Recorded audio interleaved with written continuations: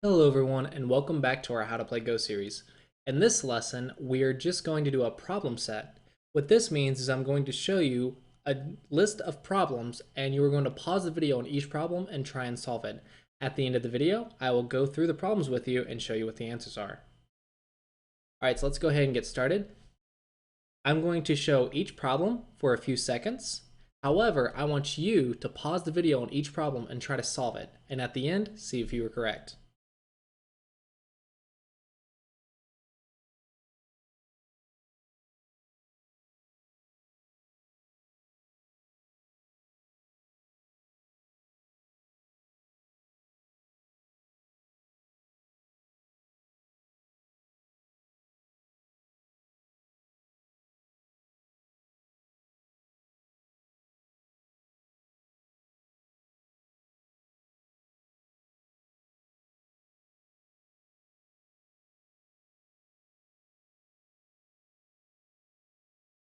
Alright, so that's all the problems.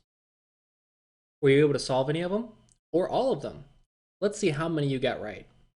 In total, there are 8 problems. Therefore, to get a 100%, you have to get all 8 correct. So I really hope you guys are able to solve these. If not, try and go through them all again to make sure you understand the principles behind them. Alright, so here, the first problem.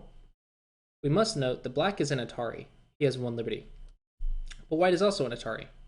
There's a very easy way to save them. And that's here.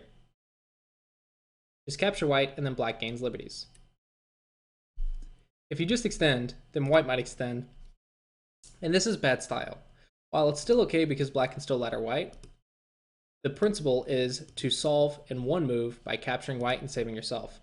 In some scenarios, this might end up getting your stones killed if white has support. Therefore, this board, black can try and play this way. However, the idea is just to capture and save yourself on one move. If you try to play it this way and white had a stone over here, then white might be able to capture you. So just save yourself on one move if you can. Alright, let's look at the next one.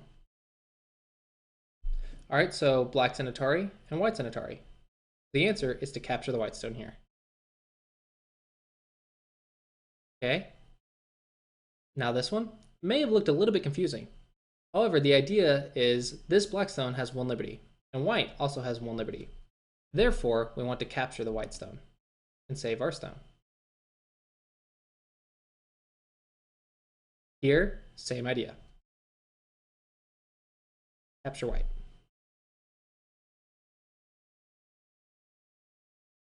In this one, capture white. This one, black's an Atari, and it actually looks like black's almost dead. However, we can capture white, and now black's okay. If white tries to play here, you just capture.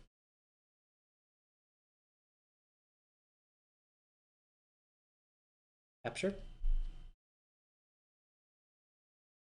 And here, these 2 stones look like they're in a bad position.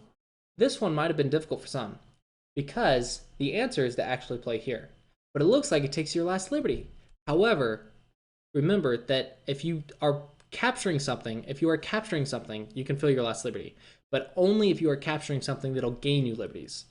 So for example, if I play here, it looks like I have 0 liberties. But white also has 0 liberties. Therefore, since it's my turn, white will get captured. And then I'll have 2 liberties. Because where the white stones were taking the liberties, they just got removed from the board because they were captured. And then we count the liberties afterwards. So think of it this way. If it's my turn and I place the stone, then we look at our opponent's liberties first. If our opponent's liberties are at 0, then they're removed from the board. Then we count our liberties. After white gets removed from the board, we'll actually have liberties. So even though it looks like we have 0 liberties here when we place it, white's liberties are counted first because it was our move. And then white gets captured, and then once white's removed from the board, we have liberties. It may be difficult to see, and in some cases difficult to understand. However, it is really important to note that if your opponent is an Atari, you can play it, even if it's your last liberty, as long as the stone's captured will give you liberties afterwards. So I really hope this makes sense. I really hope you understood that. If not, try and look at it until you kind of understand it and try and go through the problems again to make sure you completely understand that capturing happens before liberty counting. So your opponent's liberties are counted first if you play. And if your opponent plays, then your liberties are counted first.